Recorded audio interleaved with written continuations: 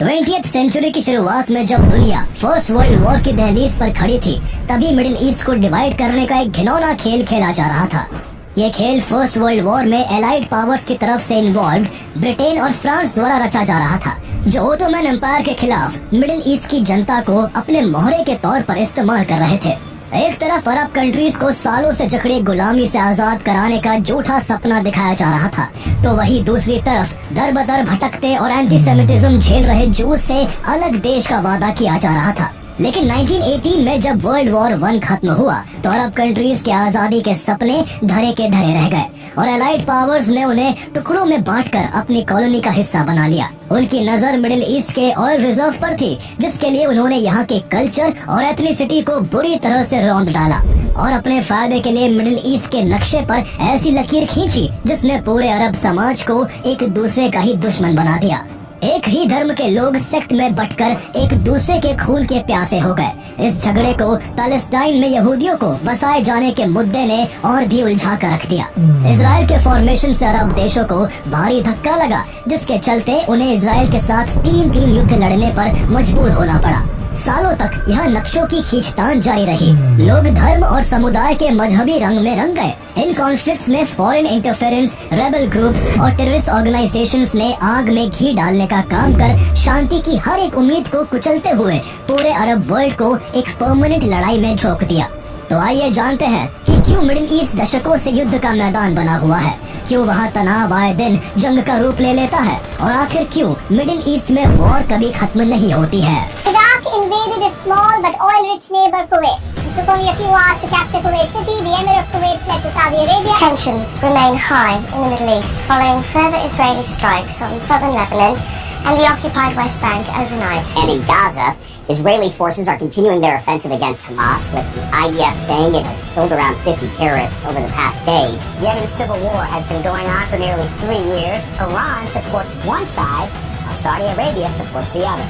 What began as civilian protests amid the Arab Spring uprisings of 2011, now by some estimates has killed at least 500,000 people. Iran may be gearing up for a major attack on Israel, potentially launching it from Iraq. 15 से 16 century के बीच Ottoman empire अपने expansion के peak पर था, जिसके under most of the south eastern Europe, north Africa, middle east और Arabian peninsula का काफी हिस्सा था।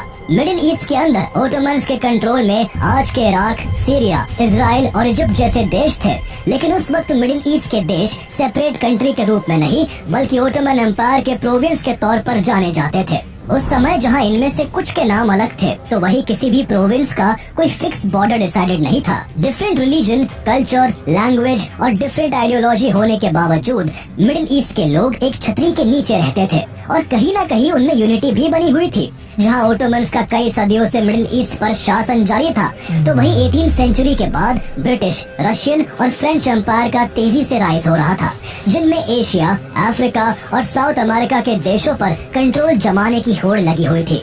इंडियन सब कॉन्टिनेंट्स को अपने कब्जे में लेने के बाद ब्रिटिशर्स अपना एम्पायर अरब देशों तक बढ़ाना चाहते थे, लेकिन यहाँ ओटोमन के रहते ऐसा करना उनके लिए एक सपने जैसा था।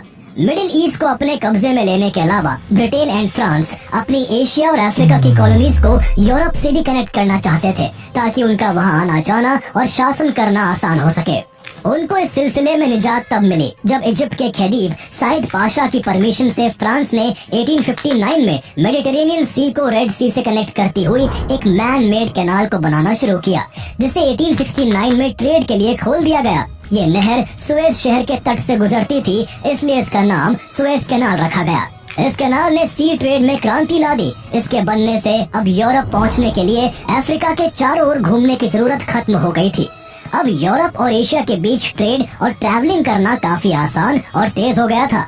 सुएज कैनाल के बनने से ब्रिटिशर्स का एक काम तो बन ही गया था, बस अब उन्हें किसी तरह मिडिल ईस्ट में अपना कब्जा जमा कर अपने एम्पायर को एक्सपेंड करना था। लगातार ओटोमन एम्पायर पर अटैक करने के प्रयास में ब्रिटेन ने आखिरकार 1882 में इजिप्ट को अपने कब्जे में ले लिया। इजिप्ट के कब्जे में आने से ब्रिटिशर को न केवल सुएज कैनाल का कंट्रोल मिल गया, बल्कि उनके लिए मिडिल ईस्ट के बाकी हिस्से में भी अपना एम्पायर स्टैब्लिश करने का रास्ता खुल गया। ब्रिटिशर्स ने ज्यादातर दुनिया के अलग अलग देशों को ट्रेड और बिजनेस के बहाने ही अपने कब्जे में लिया था। इसी हथकंडे से उन्होंने ओटोमन्स का रूल होते हुए भी मिडिल ईस्ट के कई हिस्सों में अपनी धाक जमा ली थी।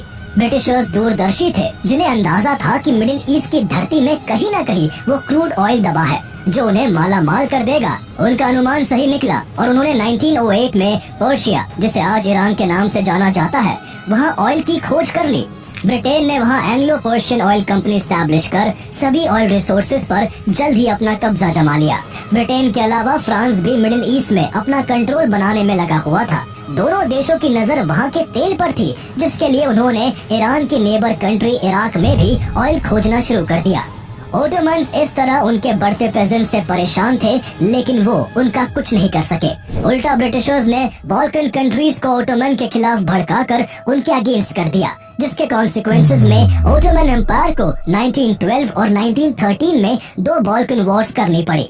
इस वॉर में Balkan countries Serbia, Greece, Bulgaria और मॉन्टेनीग्रो ने ओटोमन के खिलाफ युद्ध किया, जिसमें अधिकतर जगहों पर ओटोमन एम्पायर की हार हुई, जिससे ओटोमन एम्पायर कमजोर होकर अपनी अंतिम सांसें गिनने लगा। ओटोमन्स को ब्रिटेन और फ्रांस से बदला लेने का अच्छा मौका तब लगा जब अगले साल 1914 में वर्ल्ड वॉर 1 की शुरुआत हो गई। ओटोमन एम्पायर इस युद्ध में ब्रिटेन, फ्रांस और रशिया के खिलाफ जर्मनी और ऑस्ट्रिया हंगरी के साथ जा मिला। ओटोमन्स को लग रहा था कि वो इस तरह ब्रिटेन से बदला ले लेंगे, जबकि ब्रिटेन वर्ल्ड वॉर 1 में उलझे होने के बावजूद ओटोमन एम्पायर के खात्मे की कहानी लिख रहा था।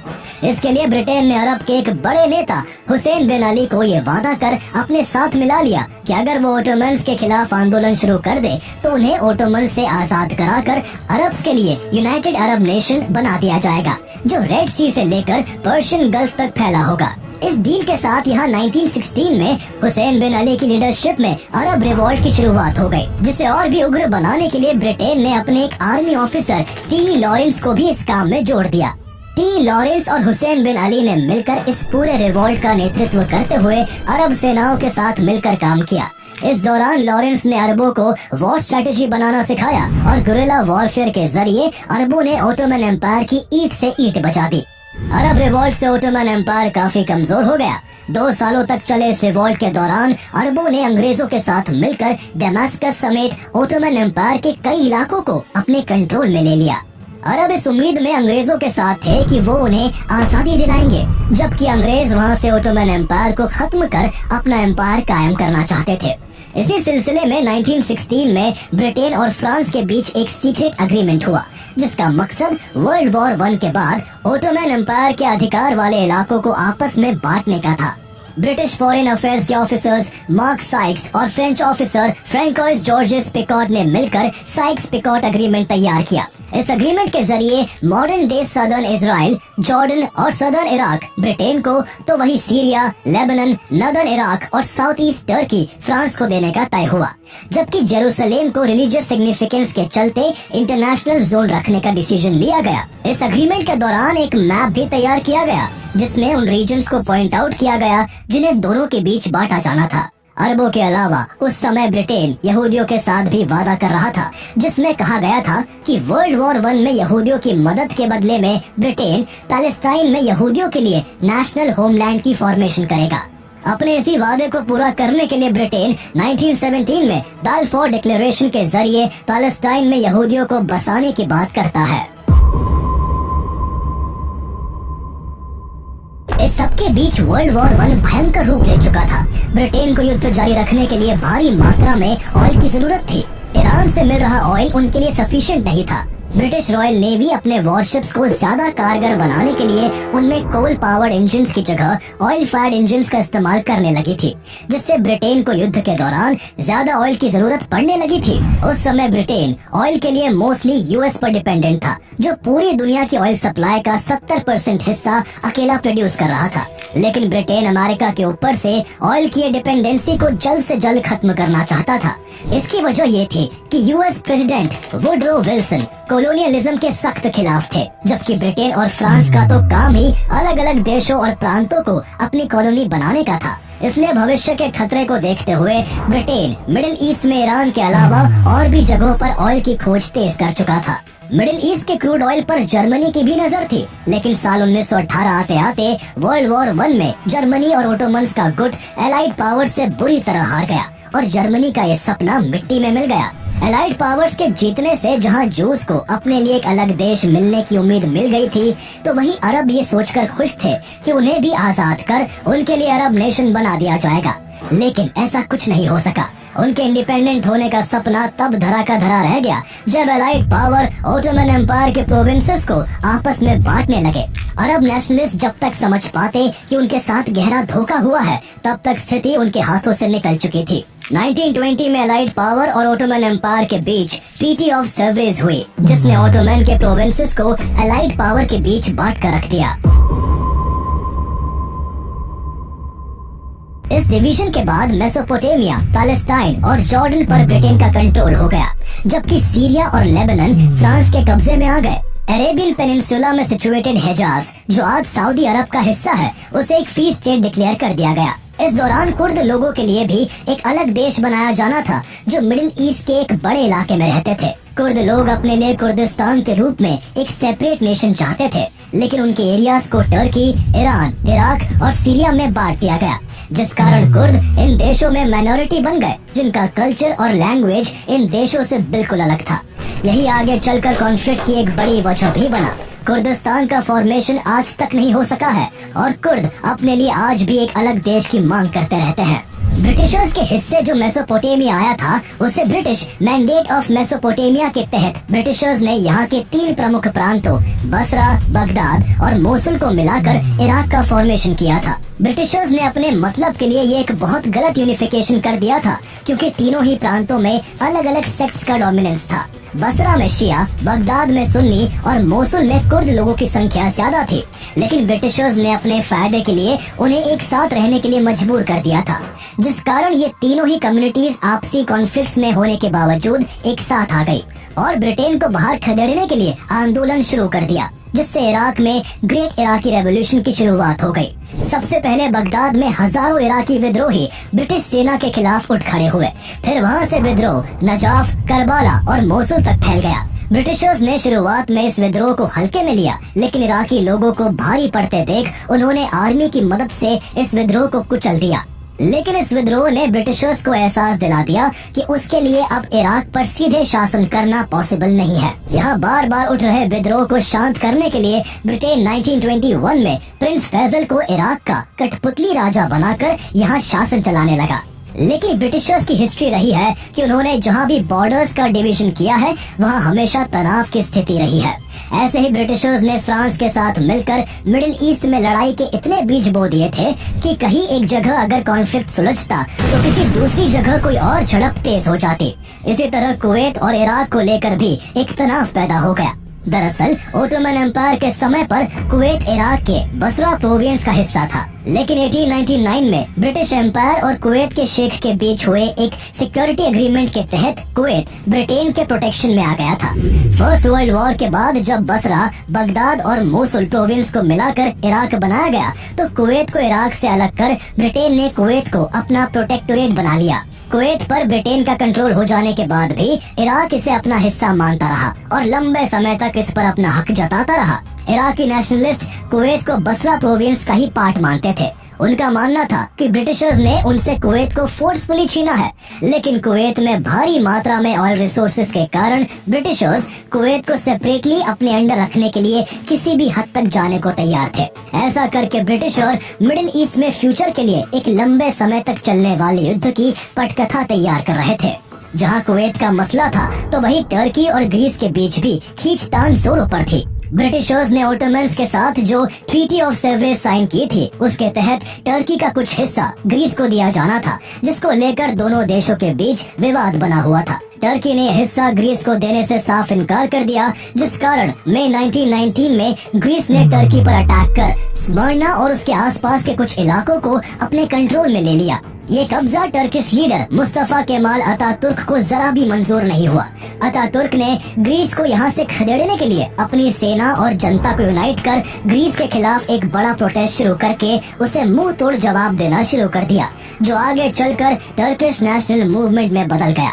ग्रीस को ब्रिटिश और फ्रेंच जैसी ताकतों का समर्थन होने के बावजूद टर्की से दो बार मुंह की खानी पड़ी, जिससे एलाइड पावर यहाँ बैकफुट पर आ गई और 1923 में उन्हें मजबूरन टर्की के साथ ट्रीटी ऑफ लॉसेन साइन कर उसे एक नए रिपब्लिक के रूप में रिकॉग्नाइज करना पड़ा। इससे एक बार फिर मिडिल ईस्ट का नक्शा बदल गया, जो आगे चलकर कॉन्फ्लिक्ट्स को और भी बढ़ाने वाला था। ये सभी वो कॉन्फ्लिक्ट्स थे जो ब्रिटेन और फ्रांस के द्वारा बॉर्डर्स क्रिएट करने की वजह से शुरू हुए थे। उन्होंने वहाँ के कल्चरल, रिलीजियस और एथनिसिटी को इग्नोर कर मिडिल ईस्ट के मैप पर ऐसी लकीरें खींच दी थी जिन्होंने मिडिल ईस्ट को खूनी संघर्ष में धकेल दिया। लेकिन अपने साम्राज्य के नशे में चूर ब्रिटेन और फ्रांस को मिडिल ईस्ट के लोगों के अच्छे और बुरे की कोई परवाह नहीं थी। उनका ध्यान बस खुद को और भी ताकतवर बनाने पर था। उन्होंने आपस में मिडिल ईस्ट के जिन इलाकों को बांटा था, वहाँ जिन भी लोकल लीडर्स और रूलर्स की पकड़ थी, उनको अपनी कठपुतली बनाकर शासन करने लगे। जो भी उनके मुताबिक नहीं चलता उसे रास्ते से हटवा दिया जाता। ऐसा ही तब देखने को मिला जब अरब रेवोल्यूशन के हीरो हुसैन बिन अली के बेटे प्रिंस फैजल ने ब्रिटिशर्स के सपोर्ट से सीरिया के डेमास्कस में अरब स्टेट की एस्टैब्लिशमेंट करने की कोशिश की। इससे फ्रेंच आर्मी ने गुस्से में आकर 1920 में फैजल की गवर्नमेंट को हटा दिया और सीरिया पर पूरी तरह से अपना अधिकार कर लिया। फ्रांस यही नहीं रुका, बल्कि उसने अपनी पावर को बरकरार रखने और उसके खिलाफ पॉलिटिकली यूनाइट हो रहे लोगों को बांटने के लिए उसी साल 1920 में सीरिया से लेबनान को अलग कर एक नया देश बना दिया। सीरिया से लेबनान का फॉर्मेशन यूं तो क्रिश्चियन पॉपुलेशन के आधार पर हुआ था, लेकिन लेबनान को सीरिया के वो इलाके भी दे दिए गए थे जिनमें एक बड़ी तादाद में शिया और सुन्नी लोग रहते थे। फ्रांस लेबनान में पार्शियलिटी करते हुए केवल क्रिश्चियंस को सपोर्ट कर रहा था, जिससे यहाँ के शिया और सुन्नी कम्युनिटी के लोगों में गुस्सा बढ़ने लगा और देखते ही देखते लेबनान में रिलीजियस कॉन्फ्लिक्ट स्टार्ट हो गया, जो बाद में यहाँ की राजनीति का हिस्सा और सिविल वॉर का कारण बन गया। लेबनान से इतर सीरिया में फैजल की हार से वहाँ के लोग गुस्से में थे और वहाँ भी फ्रेंच गवर्नमेंट के खिलाफ प्रोटेस्ट होते रहते थे। प्रोटेस्ट को हमेशा के लिए शांत करने के लिए फ्रांस ने सीरिया को लेबनान के अलावा Damascus, Aleppo, Alawites, Jabal Druze, the autonomous sanjak of Alexandretta जैसे टोटल 6 पार्ट्स में डिवाइड कर दिया, जिससे यहाँ प्रोटेस्ट कर रहे लोगों को यूनाइट होने से रोका जा सके। इस दौरान फ्रेंच ने सीरिया को सेक्टेरियन पॉपुलेशन के हिसाब से बांटा था, जिससे यहाँ के अलावाइट और सुन्नी आपस में ही उलझ पड़े और उनके बीच कॉन्फ्लिक्ट लंबे समय तक बना रहा।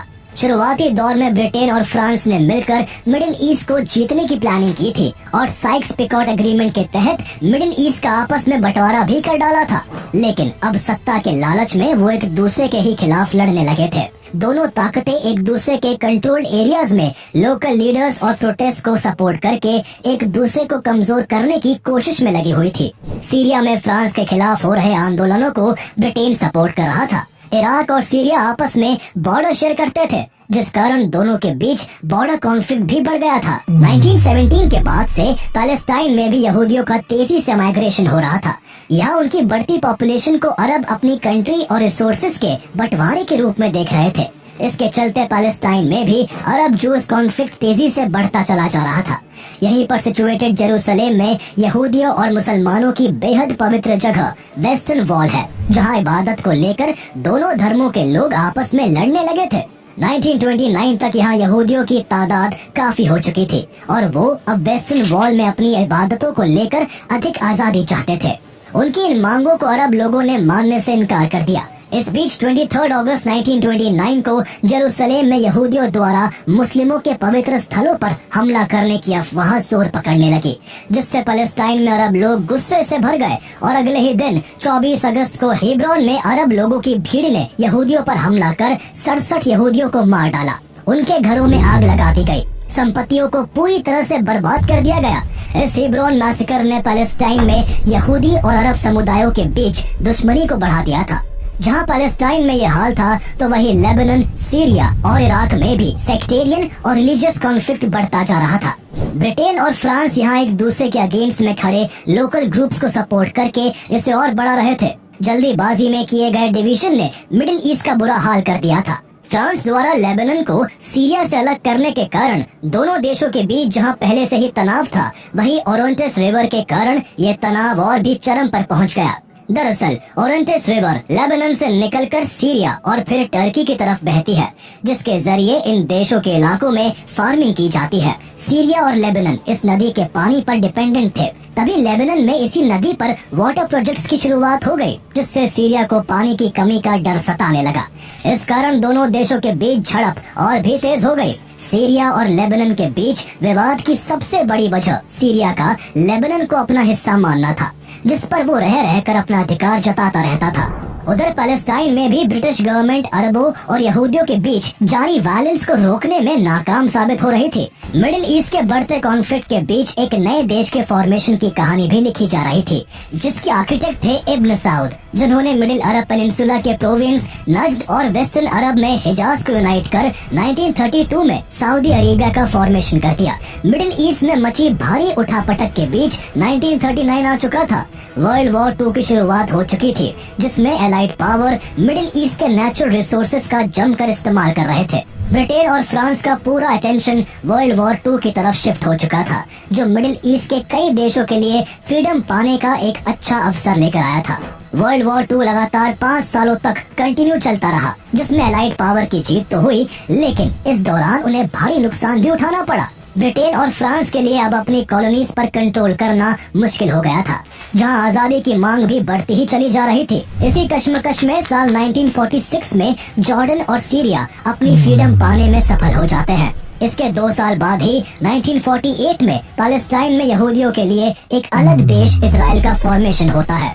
उस समय पैलेस्टाइन में अरबों की पॉपुलेशन यहूदियों से करीब 2 गुना थी, लेकिन फिर भी यहाँ पर 56% एरिया इजराइल को दे दिया गया था। इसलिए उस वक्त किसी भी अरब देश ने इसे एक्सेप्ट नहीं किया और लगभग सभी अरब देश इजराइल के खिलाफ उठ खड़े हुए। जैसे ही ब्रिटिश ने अपनी आर्मी पैलेस्टाइन से हटाई, इजिप्ट, इराक, जॉर्डन, लेबनान और सीरिया ने मिलकर इजराइल पर अटैक कर दिया।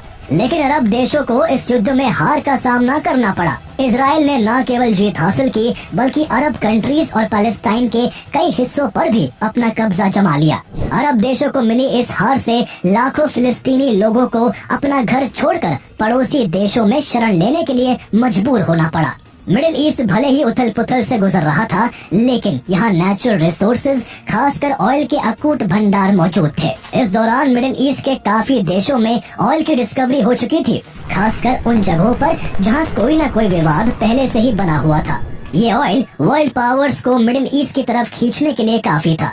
वर्ल्ड वॉर 2 के बाद से फ्रांस का मिडिल ईस्ट से इन्फ्लुएंस घटने लगा था, लेकिन ब्रिटेन अब भी ताकतवर था। इसी बीच दुनिया में सोवियत यूनियन और अमेरिका के रूप में 2 महाशक्तियों का उदय हो रहा था, जो अब मिडिल ईस्ट में अपनी पकड़ बनाने में लगे हुए थे। वर्ल्ड वॉर 2 के बाद सोवियत और अमेरिका के बीच पावर को लेकर शुरू हुआ तनाव कोल्ड वॉर का रूप ले चुका था, जिससे यहाँ के कई देश सोवियत तो कई अमेरिका और ब्रिटेन की गोद में जाकर बैठ गए थे। अमेरिका और ब्रिटेन यहाँ ऑयल कंपनीज को एस्टैब्लिश कर खूब प्रॉफिट कमा रहे थे। अपने देशों के रिसोर्सेज पर वेस्टर्न कंट्रीज के कंट्रोल से धीरे धीरे मिडिल ईस्ट में नेशनलिज्म बढ़ने लगा था, जो ऑयल पर वेस्टर्न मोनोपोली को हटाकर खुद का कंट्रोल चाहते थे। 1950s के उस दौर में अरब देशों में यूनिटी लाने के लिए पैन अरब ऑर्गेनाइजेशन की मांग भी जोरों पर थी, जिसके सबसे बड़े सपोर्टर गमाल अब्देल नासिर थे। अब्देल नासिर ने 23 जुलाई 1952 को एक कू के जरिए फारूक I को इजिप्ट की गद्दी से उतार वहां मोनार्की को खत्म कर दिया और इजिप्ट को एक रिपब्लिक बनाकर खुद 1956 में इजिप्ट के प्रेसिडेंट बन गए। इस दौरान वो एंटायर मिडिल ईस्ट को एक कर ऑयल पर वेस्टर्न कंट्रीज के कंट्रोल के खिलाफ अपनी आवाज को बुलंद कर रहे थे। इससे तेजी के साथ मिडिल ईस्ट में उनका इन्फ्लुएंस बढ़ने लगा और वो लोगों के बीच काफी पॉपुलर होने लगे। लोगों के भारी समर्थन के बीच नासिर की एक्टिविटीज भी तेज हो गई। 1956 में उन्होंने इजिप्ट से वेस्टर्न इन्फ्लुएंस को खत्म करने के लिए सुएज कैनाल को नेशनलाइज कर दिया, जिस पर ब्रिटेन और फ्रांस का कंट्रोल था। नासिर के इस फैसले से ब्रिटेन और फ्रांस गुस्से से भर गए और इजिप्ट पर अटैक करने की प्लानिंग करने लगे। नासिर ने इसे नेशन प्राइड और फ्रीडम के प्रतीक के रूप में पेश किया, जो पूरे अरब जगत के लिए एक संघर्ष का प्रतीक बन गया। नासिर की इस नेशनलाइजेशन की घोषणा ने ब्रिटेन, फ्रांस और इजराइल को एकजुट कर दिया और तीनों देशों ने मिलकर इजिप्ट पर हमला कर दिया। इजराइल सिनाई पेनिनसुला को निशाना बनाने लगा, जबकि ब्रिटेन और फ्रांस इजिप्ट के दूसरे हिस्सों पर एयर स्ट्राइक करने लगे। ये युद्ध विकराल रूप लेता कि तभी अमेरिका के इंटरवेंशन पर यूएन ने सीज फायर कर इस युद्ध को रोक दिया और सुएज कैनाल पर इजिप्ट का कंट्रोल हो गया। नासिर की इस जीत से पूरे अरब जगत में उसकी वाहवाही होने लगी और लोग उसे अपना हीरो मानने लगे। लेकिन उसकी बढ़ती पॉपुलैरिटी सऊदी अरेबिया समेत यहाँ के कुछ देशों को पसंद नहीं आ रही थी। ये नापसंदी भारी दुश्मनी में तब बदल गई जब 1962 में यमन में एक मिलिट्री रेवोल्यूशन हुआ, जिसे नासिर के सपोर्ट से अंजाम दिया गया था। इस रेवोल्यूशन के बाद यमन में रॉयल फैमिली को हटाकर नासिर समर्थित रिपब्लिक गवर्नमेंट सत्ता में आ गई थी। इसके बाद सऊदी अरेबिया, ईरान और जॉर्डन को अपने देश में भी विद्रोह भड़कने का डर सताने लगा था। इसलिए तीनों ने मिलकर यमन की सरकार के खिलाफ रॉयल फैमिली को सपोर्ट करना शुरू कर दिया, जिसके जवाब में नासिर ने भी अपनी सेना यमन भेज दी, जिससे ये कॉन्फ्लिक्ट मिडिल ईस्ट की फर्स्ट प्रॉक्सी वॉर में बदल गया। इस युद्ध में इजिप्ट और सऊदी समर्थित गुट कई सालों तक एक दूसरे के आमने सामने रहे। काफी प्रयासों के बावजूद इजिप्ट को यहाँ पर हार का सामना करना पड़ा, जिससे नासिर के पैन अरब के सपने को एक बड़ा झटका लगा। इस युद्ध ने साबित कर दिया था कि अब मिडिल ईस्ट के सभी देशों को एक छतरी के नीचे ला पाना संभव नहीं है। अरब यूनिटी के बिखरते सपने के बाद भी इजिप्ट अपनी तरफ से वेस्टर्न इन्फ्लुएंस और इजराइल से टकराता रहा। इसी बीच 1967 में इजिप्ट ने स्ट्रेट ऑफ टिरान में इजरायली शिप की ट्रैफिकिंग पर रोक लगा दी, जिससे इजराइल का ट्रेड बुरी तरह से प्रभावित हुआ। इसके जवाब में इजराइल ने ऑपरेशन फोकस की शुरुआत कर इजिप्ट के खिलाफ वॉर का ऐलान कर दिया। इस युद्ध में इजिप्ट की ओर से सीरिया और जॉर्डन भी शामिल हो गए। 6 डे वॉर के नाम से जाने जाने वाली इस वॉर में इजराइल ने अकेले ही 6 डेज तक भारी तबाही मचाई और जॉर्डन के वेस्ट बैंक और सीरिया के गोलान हाइट्स को छीन लिया। इजिप्ट को इस वॉर में अपना पूरा सिनाई पेनिनसुला गंवाना पड़ा। इस बड़ी हार से नासिर की प्रतिष्ठा को गहरा धक्का लगा और वो इसे बर्दाश्त नहीं कर पाए। 28 सितंबर 1970 को अचानक से नासिर को हार्ट अटैक आया और उनकी मौत हो गई। उनकी मौत से अरब वर्ल्ड में शोक की लहर दौड़ गई और पूरे मिडिल ईस्ट में पीस और यूनिटी की आखिरी उम्मीद भी खत्म हो गई। लेकिन नासिर के बाद भी अरब देशों की इजराइल से न तो दुश्मनी कम हुई और न ही उस पर अटैक करने की मंशा खत्म हुई। इसी क्रम में 1973 में सीरिया और इजिप्ट ने मिलकर एक बार फिर से इजराइल पर अटैक कर दिया, जिससे यौम किपुर वॉर की शुरुआत हो गई। इस वॉर में भी इजराइल ने ही जीत हासिल की, लेकिन इस बार इजिप्ट और इजराइल के बीच एक ट्रीटी भी हुई, जिसके तहत इजराइल ने इजिप्ट का सिनाई पेनिनसुला उसको वापस लौटा दिया। लेकिन बदले में इजिप्ट को इजराइल को एक कंट्री के रूप में मान्यता देनी पड़ी। इस तरह इजिप्ट इजराइल को डिप्लोमेटिकली रिकॉग्नाइज करने वाला पहला अरब देश बन गया, जिससे इजिप्ट के बाकी अरब देशों से रिश्ते खराब हो गए। लगभग इसी समय ईरान में भी मुस्लिम स्कॉलर रूहुल्लाह खुमैनी की लीडरशिप में क्रांति की शुरुआत हो चुकी थी, जिसके चलते 1979 में अमेरिकी समर्थित मोहम्मद रेजा शाह पहलवी की सत्ता को उखाड़ फेंका गया। ईरान में इस्लामिक रिपब्लिक की शुरुआत हुई और खुमैनी यहाँ के सुप्रीम लीडर बनाए गए। खुमैनी पैलेस्टाइन में अरबों को फिर से बसाए जाने के बड़े समर्थक थे और वो इसके लिए सभी मुस्लिम कंट्रीज को यूनाइट करना चाहते थे। उनके इस मिशन में सऊदी अरेबिया बड़ी बाधा था, जो अमेरिका के सपोर्ट से काफी स्ट्रांग हो गया था। इसके अलावा सऊदी अरेबिया एक सुन्नी मेजॉरिटी देश है, जबकि ईरान में शिया डोमिनेंस है। इस वजह से भी दोनों देशों के बीच 36 का आंकड़ा था। सऊदी के अलावा खुमैनी की पॉपुलैरिटी को अन्य सुन्नी देश भी रोकना चाहते थे, जिसमें इराक का प्रेसिडेंट सद्दाम हुसैन सबसे ज्यादा परेशान था। वो सुन्नी कम्युनिटी से बिलोंग करता था, जबकि इराक में शिया लोगों की संख्या अधिक थी, जिससे उसे अपनी सत्ता गंवाने का डर सताने लगा। इसी डर के चलते उसने 1980 में ईरान पर अटैक कर दिया। इस वॉर में इराक को सऊदी अरेबिया और कुवैत से खूब सपोर्ट मिला, जबकि ईरान को इजराइल ने सपोर्ट किया। इस कारण ये युद्ध काफी लंबा खिंच गया और 8 साल बाद 1988 में जाकर खत्म हुआ। इसी साल सद्दाम हुसैन कुवैत पर अपना क्लेम जताने लगा, जो कभी इराक के ही बसरा प्रोविंस का हिस्सा हुआ करता था। उसकी नजर कुवैत के बड़े ऑयल रिजर्व पर भी थी, जिसे वो किसी भी कीमत पर हासिल करना चाहता था।